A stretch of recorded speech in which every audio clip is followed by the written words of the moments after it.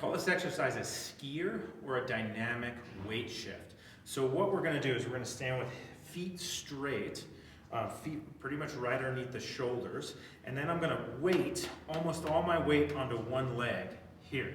What I wanna do when I do that is not just boom, pop the hip out, but sternum is coming over my knee is right over my foot, center of the knee pointing over my third and fourth toes.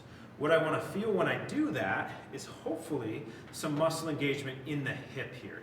It's this hip that keeps my pelvis level when I'm on one leg, that keeps me from doing this, that also keeps my hips from falling out like that. So I want to kind of pivot. Sometimes it might feel like a stretch or some engagement in this hip here with my sternum kind of over that way.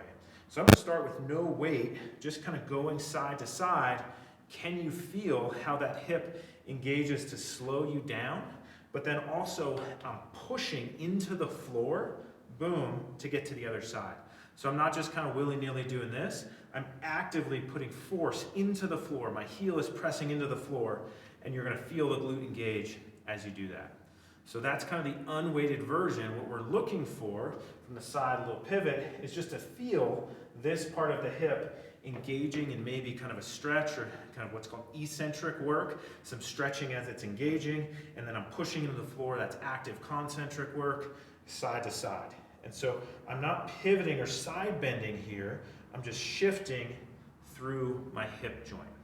Then I'm gonna add some weight. So I'm gonna take a weight, usually 15 or 20 pounds is where I start. If we start too light, you're not gonna feel a whole lot. And then it's the same exercise, but this weight is in the opposite hand of the leg that I'm shifting to. So I'm shifting to my right, this is in my left hand, and I really feel that here. And then I'm gonna go to my left and gently just switch the weight here.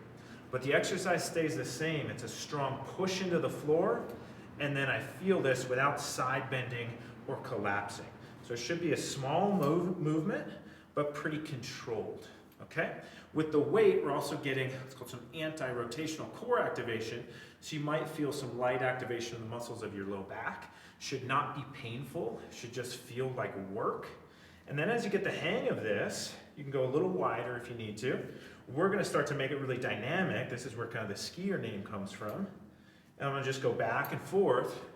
We get a little hand-eye coordination, but each rep, I'm focusing on, boom, I feel that hip, push off. Feel this hip, push off, push off. So I'm still focused, even though I'm going pretty fast. And you might be surprised, a couple sets of these, they're not gonna get you out of breath like some other exercises, like a kettlebell swing or a bunch of squats, but you're gonna finish, should be very aware of the back and sides of the hip. And this exercise has made me more sore than a lot of others in the glutes back here. So I'll just show this from the side. There's less to see there, but I'm here shifting. So you can see my torso is not doing a whole lot, and it's just a gentle switch of the hands. Front view. You can play around with the feet.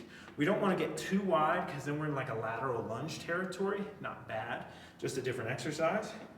But if I'm, shoulder width or maybe just a touch outside the shoulders, that allows me to pivot into this hip, sternum over knee, over toe, and we can get some really good control and glute strength, and then I'm pushing off.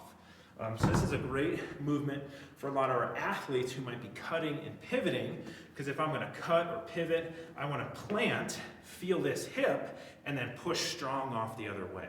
So it's a great drill to teach what the hip should be doing as we're getting a little more athletic in our movements.